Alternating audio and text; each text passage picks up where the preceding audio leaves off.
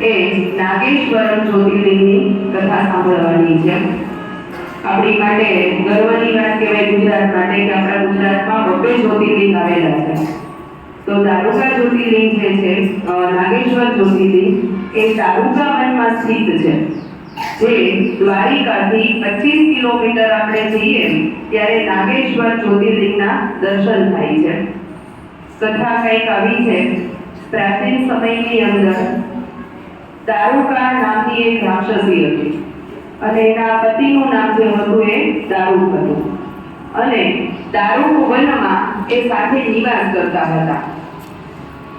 થાય છે એવું કે દારૂકા રાક્ષસી માં પાર્વતીની પરમ ભક્ત હોય અને પાર્વતી માં ભવાની એને પ્રસન્ન થયેલા હોય અને એને વરદાન આપેલું હોય કે આ જે દારૂક વન છે અત્યંત ધન સંપદાથી ભરેલું હોય.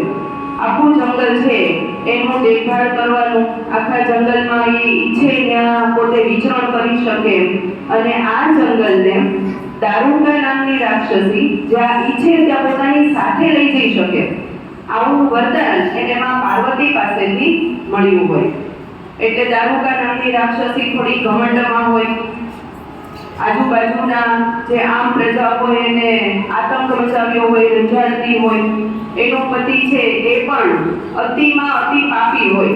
દારૂક નામનો રાક્ષસ છે. જ્યાં પણ સત્કર્મ થતું હોય, ધર્મ કાર્ય થતું હોય ત્યાં હંમેશા એને વિધ્વંસ કરવા માટે પહોંચી જાય. આમ ધીમે ધીમે થાય છે એવું કે અતિશયનો આતંક છે એ મચી જાય છે. આજુબાજુના લોકો ભેગા થાય છે અને મહર્ષિ ઓર્ષ પાસે જાય છે અને એને કહે છે કે અમને આ આતંકમાંથી બચાવો. આ રાક્ષસ અને રાક્ષસી જે કઈ આતંક મચાવે છે, જે કઈ અધર્મ કરે છે એમાંથી અમને બચાવો.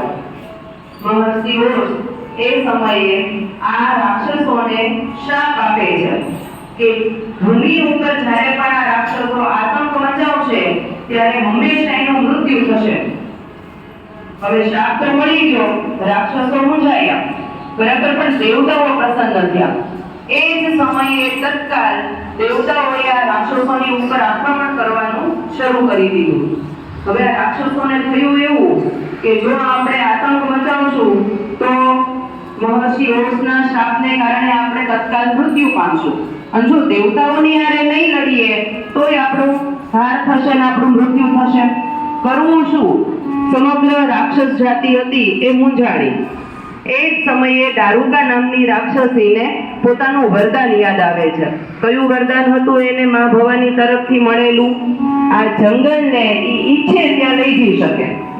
તરત જ તે દારૂકા નામની રાક્ષસીએ વરદાનનો ઉપયોગ કર્યો અને આખું દારૂકા નામનું વન હતું એને સમુદ્રની અંદર એ લઈ જાય છે. હવે ત્યાં જુઓ, સમુદ્રની આજુબાજુ તો પાણી જ હોય, જમીન તો હોય જ નહીં. એટલે વરદાન શું હતું? ભૂમિ ઉપર રહીને આતંક મચાવશે તો એનું મૃત્યુ થશે. અહીંયા આગળ એ પોતાનું આખું જંગલ જે દારૂકા વન હતું એને સમુદ્રની વચ્ચે સ્થાપિત કરે છે અને ત્યાં રહેવા લાગે છે. પણ ત્યાં પણ એ આતંક મચાવે છે. જેટલા સમુદ્રના પ્રાણીઓ હોય છે, જળચર પ્રાણીઓ હોય છે, એ બધાને એ નાશ કરે છે. ધીમે ધીમે થાય છે એવું કે આ સમુદ્રની અંદર એક દિવસે અનેક નૌકાઓ આવે છે કે જેની અંદર લોકો છે એ એક જગ્યાએથી બીજી જગ્યાએ જતા હોય છે. રાક્ષસો આને જોઈ જાય છે અને નૌકાનું હરણ કરે છે અને પોતાનું જે કારાવાસ હતો ત્યાં લઈ જાય છે. પકડે છે, બધાનું હરણ કરીને એને જેલમાં નાખી દે છે. આ બધાની અંદર એક સુપ્રિય નામનો વૈશ્ય હોય. વૈશ્ય એટલે વણી, તેને વાણિયા કહેવાય, વેપારનું કામ કરે. અતિ શિવ ભક્ત હતો. એવું કહેવાય કે એને રુદ્રાક્ષ ધારણ કરેલું હતું અને જ્યાં સુધી ભગવાન શિવનું પૂજન અર્ચન ન કરે, લિંગની પૂજા ન કરે ત્યાં સુધી અન્ન જળ પણ મોઢામાં નાખતો નહીં.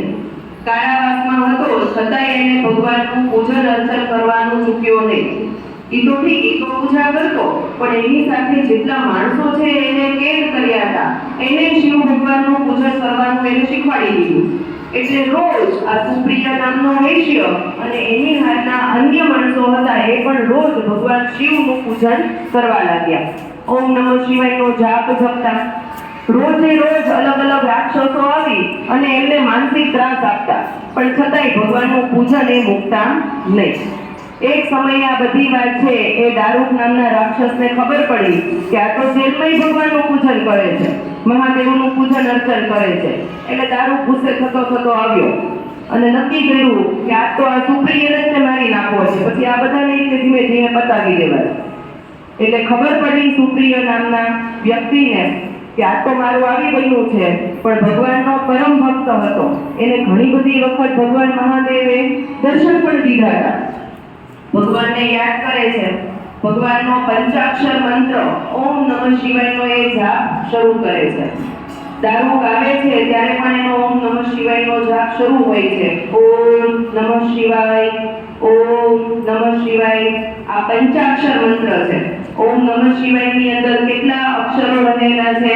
5. એટલે એને કહેવાય પંચાક્ષર મંત્ર. અને જોવે છે કે દારૂ છે એ ખુલ્લી તલવાર લઈ અને એને હણવા માટે ઊભો છે. આ સમયે ભગવાનને યાદ કરે છે કે હે ભગવાન, હે ભોળાનાથ, હે ઈષ્ટદેવ, હવે હું તમારા શરણમાં છું, મારી રક્ષા કરો. એ જ સમયે કારાવાસની અંદર એક છિદ્રની અંદરથી તેજોમય જ્યોતિ પ્રકાશિત થાય છે અને એકદમ પ્રકાશ ઝળહળી ઉઠે છે અને 4 દ્વાર વાળું મંદિર ત્યાં ઉત્પન્ન થાય છે, આકૃતિ પામે છે.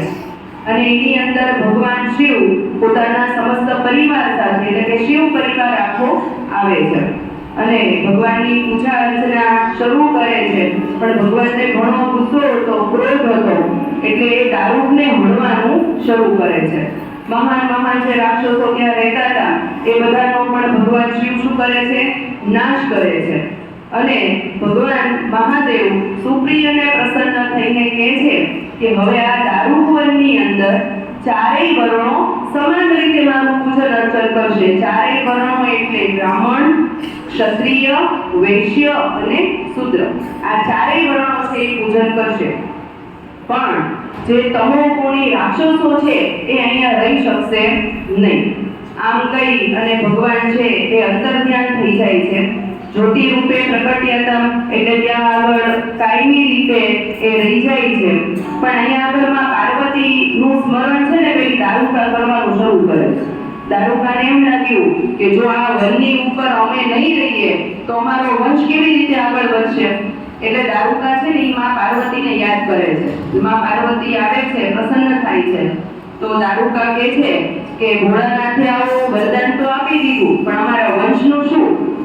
ત્યારે વળી પાછું એવું થાય કે પાર્વતીજી છે શંકરની હારે ચર્ચા કરે કે તમે આ વરદાન તો આપી દીધું, આ સતયુગના અંતમાં સતયુગની અંદર જરૂર આ સાબિત થશે, પણ અત્યારે તો આજે દારૂકા નામની રાક્ષસી છે એ મારી પરમ ભક્ત છે, મેં આખું વન સંપદા એને આપેલું છે, તો એના કુળનું રક્ષણ કરવું એ પણ આપણી જવાબદારી છે.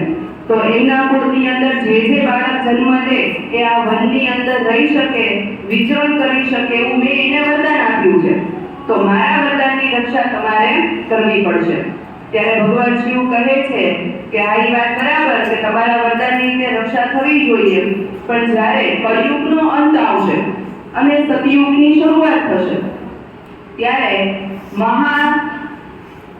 મહાસેન નામનો જે પરાક્રમી રાજા છે એનો દીકરો વીરસેન એ મારી પૂજા કરવા માટે અહીંયા આવશે અને મહાન ચક્રવર્તી રાજા બનશે. અને ત્યારથી પછી આ રાક્ષસ કુળ છે એ ધીમે ધીમે નાશ પામશે એવું ભગવાન ભોળાનાથે ત્યાં વચન આપ્યું.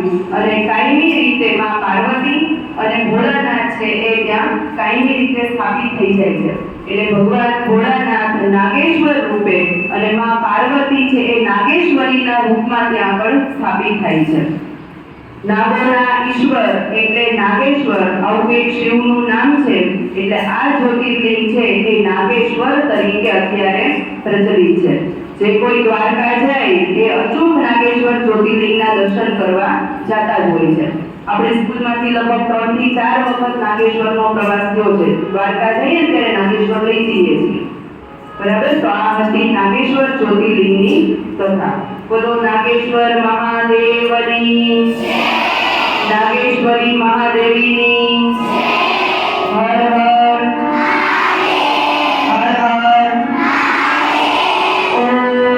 નમઃ શિવાય